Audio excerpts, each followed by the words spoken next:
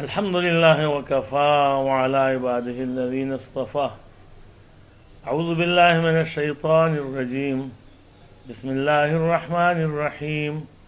الحج أشهر معلومات فمن فرض فيهن الحج فلا رفث ولا فسوق ولا جدال في الحج وما تفعلوا من خير يعلمه الله وتزودوا فإن خير الزاد التقوى. صدق الله العظیم. محترم ناظرین او اوریدونکو، مخکې مونږ د عمرې متعلق څه مختصر غوندې بیان کړو. نن کوشش کوو چې په لږ غوندې وخت کې تاسو ته د حج اهم خبرې بیان کړو. حج درې قسمه دی. یو ته حج قران ویلې کېږي، یو ته حج تمتع ویلې کېږي، او یو ته حج افراد ویلې کېږي. حج قران زمونږ د احنافو په نسبت باندې دا بهتر دی. او قران کې او تمتع کې فرق څه دی؟ دا تقریبا د ارکانو په لحاظ سره یو دي. افراد یوازې حج ادا کیږي او حج افراد صرف آلته د مقامی خلکو د پاره دی. بهر نه لکه زمونږ پاکستان او نورې دنیا نه چې خلک لاړ شي، هغه یا تمتع کوي او یا قران کوي. قران کې حج او عمره دواړه په یو ځای باندې کېږي. دومره فرق دی چې په قران کې چې کله عمره وشي نو بیا د هغې نه پس احرام نه پرانیزي، بلکې تر اتم ذی الحج پورې د حج د ورځو پورې سړی هم په احرام کې وي او بیا د هغې نه پس د حج ارکان ادا کړي. او تمتع کې عمره بیل وشي او حج بیل کېږي.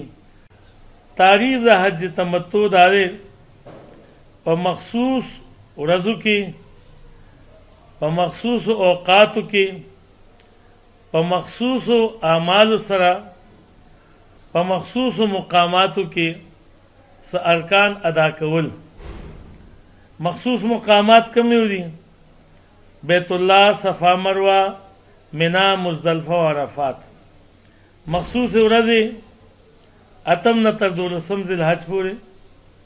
مخصوص اعمال: احرام، طواف، سعی د صفا مروه تر منځه، وقوف په عرفات باندې، رمی شیطانان ویشتل، قربانی کول او حلق سر کول.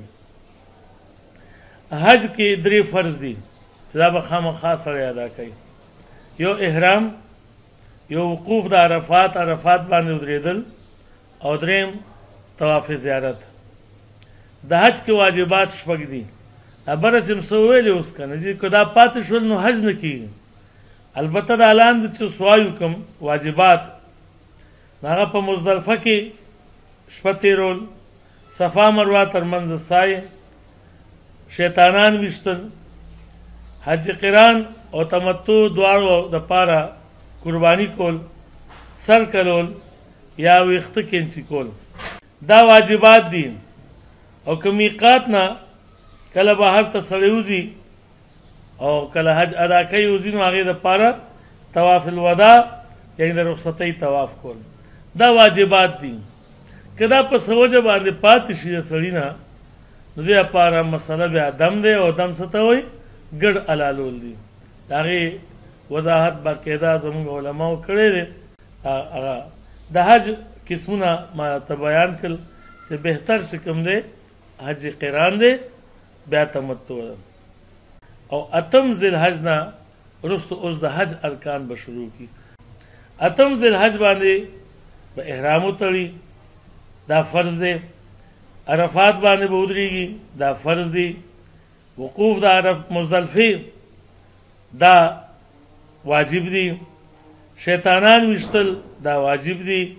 قربانی کول واجب دی.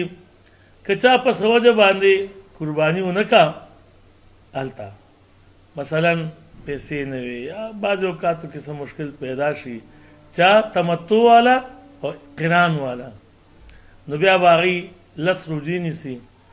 3 ورځې به په حج ورځو کې نیسي چې وروستی به د عرفات روژه راځي او وسبعة اذا رجعتم او روژې به بیا کور کې په خپله ډیره کې نیسي.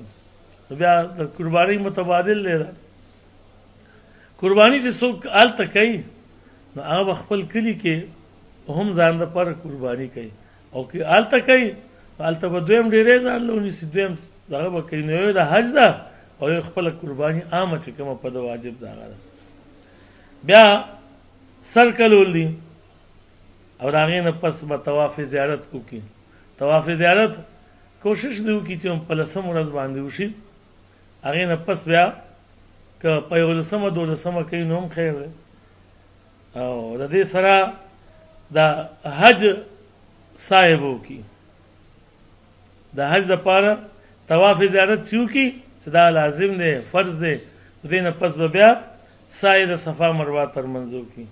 شیطانان به ولي او طواف الوداع چې بیا کله د دغه نه ځي وطن نه مکې معظمې نه وځي نو بیا به طواف الوداع دا سړو دپاره واجب دی. ښځې چې کومې دي پس وجه باندې چې هغې خپلې بیماریانې دي که د هغې په وجه باندې هغې ونه کړي نو هغې ته معاف دی. په تمتع او په قران کې لږ غوندې فرق دی، بس دومره فرق دی چې نور ارکان هم دا دي. خو د حج او د تمتع د عمرې د دواړو نیت چې کوي نو چې عمره وشي د عمرې نه پس بیا هغه مثال احرام باندې پرانیزي. نور هم دا ارکان دي دا تقریبا دا تمتع والا. الله پاک دې زموږ ټولو حامی او ناصر شي، خدای زموږ امداد وکړي. او چې کوم حجاج کرام تللي دي هغې دې الله پاک د هغې متعلق چې کومه دعا نبي علیه السلام کړې ده چې اللهم اغفر الحاج ولمن استغفر له الحاج. خدای حاجیان وبخي او چې حاجیان چا دپاره بخښنه غواړي خدای هغې وبخي. الله یې د هغې په دعاګانو کې مونږ راولي او زموږ دا ملګری نعمت سبحان دا کوم خدمت چې کوي الله پاک دې ده ښایسته وزونه ورکړي او خدای دې موږ ټول خوشحاله کړي. الله پاک دې زموږ دنیا او آخرت ښایسته کړي. اللهم ارزقنا زیارة حرمك وحرم نبيك صلى الله عليه وسلم بحرمة طه ياسين وصلى الله على النبي الكريم.